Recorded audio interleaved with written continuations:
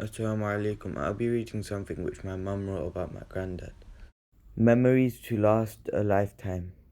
As I sit after prayer, I feel the tears streaming down my cheeks.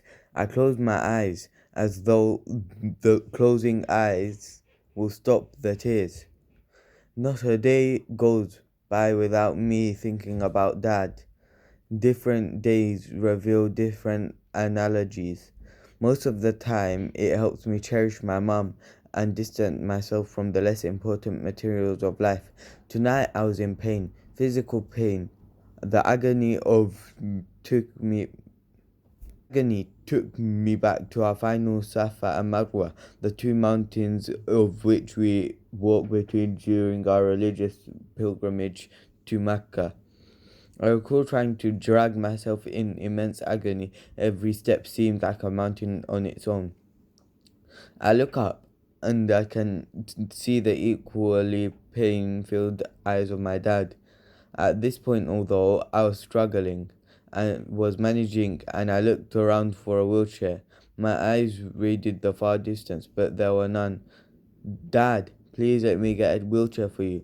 Dad's pain was much more painful to watch and greater than what I was feeling. He shook his head. We had traveled as a family. It was my family, my parents, my sister, and her two children. We split up because my mum required a wheelchair as her arthritis in her knees was so severe that she would not manage. In the Kaaba, the wheelchair users to use a different floor due to safety. So my sister, my mum, husband, and youngest went to her first floor, which left my niece, nephew, and my eldest, my dad, and I. We had just completed the fifth circuit and just had two to go. But was it just? Those last two seemed never ending, and I could no longer hold back the tears of my body was crying, and it had just had to come out.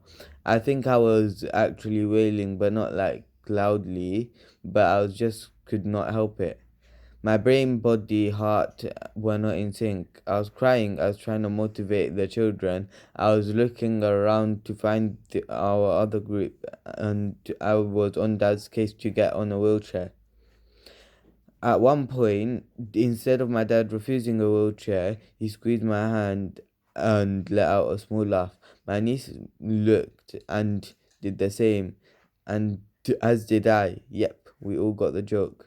The last few strides, like my back was crumbling. Um, Allah bless my niece. She got us stools from what seemed like air to me as I was just about to collapse on the floor. I think at this point, all of us cried for 10 minutes. A very, very memorable point is the final dua we did in front of the Kaaba. It had passed 11 p.m. My head was under the duvet, and as the AC made me cold, I could hear my dad talking to the husband about going to the Kaaba one last time as we were leaving tomorrow. I suggested we take my older son as he was awake and wanted to go. In my head, I was debating whether I should go or not. I didn't even realize when I decided as I found myself getting ready to go.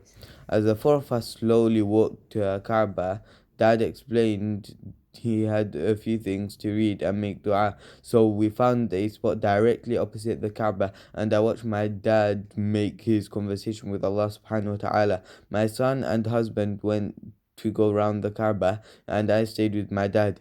I was in between making du'as. At times I found I was nodding off I was very tired.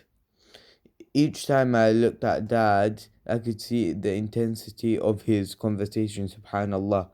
The decision to go with them to Mecca was absolutely unplanned and very random. I would have regretted it if I had not traveled with them.